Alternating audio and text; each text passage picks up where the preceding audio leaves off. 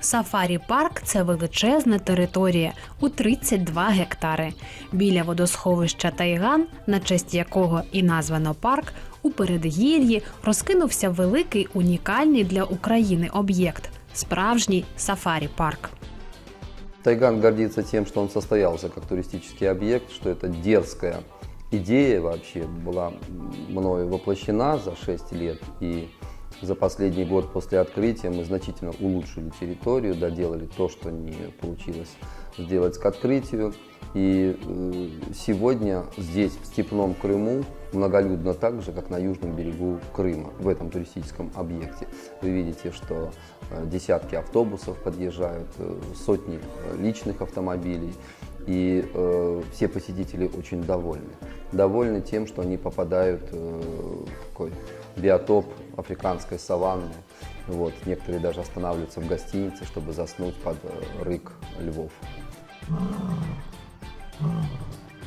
На величезній території розташовані безкрайні загони, де, власне, і живуть леви. Аби подивитися на них, глядачі пересуваються по спеціальних містках. Это парк тропических животных, и его нужно посещать именно в жаркую погоду, в июле, в августе, в крайнем случае в мае, когда все цветет, сирень и так далее. Потому что тогда именно дух саванны, Африки могут увидеть посетители. Вот. Но поскольку парк обслуживается ежедневно и вся его инфраструктура поддерживается, мы не закрываемся и зимой. Звісно, взимку, коли у Білогірську стоять морози, леви сидять не в саванні, а у теплих вольєрах. Тож, якщо бажаєте побачити спекотне сафарі, краще приїздити влітку. Сегодня у нас около 60 львов.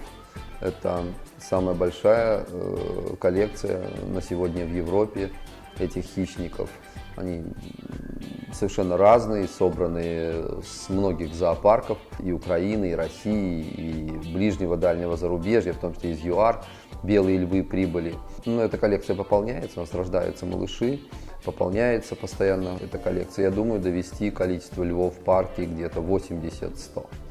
Поголів'я диких котиків у сафарі-парку велике і, звісно, вельми різноманітне.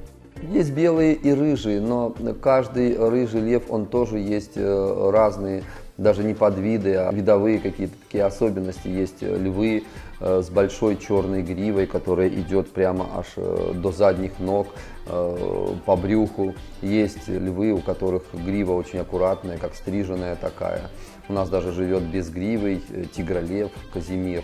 Вот, смесь тигра со львом, так уж в цирке получилось.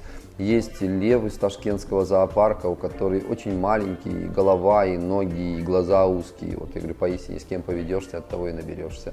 Вот что-то он в Узбекистане, там вот такой, мы его называем Узбекистанович.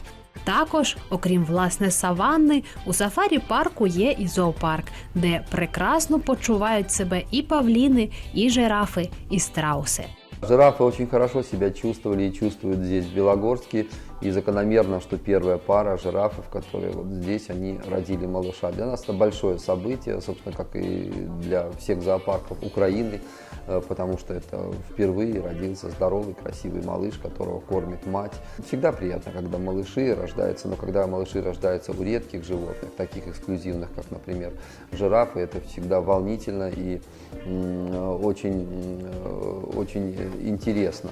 Это впервые, это сложно. Жирафы вообще являются очень специфическими, сложными животными. И 10 лет потребовалось мне на то, чтобы жирафы появились вообще в Крыму, из далекой Африки, потому что до этого такие трансконтинентальные перелеты жирафов, стоя жираф летит, 3 метра высотой коробка, в общем-то, не осуществлялись. Реализована мечта, сегодня мы планируем завоз слонов в этот же парк, вот, создание большой семьи слонов. Директор сафарі-парку розповідає, такий об'єкт був його давньою мрією. В парке ценное то, что я реализовал свою мечту. Я с детства мечтал построить зоопарк, и построив Ялтинский зоопарк, я не был удовлетворен тем, что очень маленькая территория, невозможно было показать так животных. Поэтому в этом парке, на мой взгляд, самое ценное не что-то материальное такое, вот, а то, что здесь воплощена моя идея создания большого красивого парка. Втім, зупинятися на досягнутому ніхто не збирається. Тож на Крим чекає ще ряд амбітних зоопроєктів, а на вас цікаві історії про тварин від маленької компанії.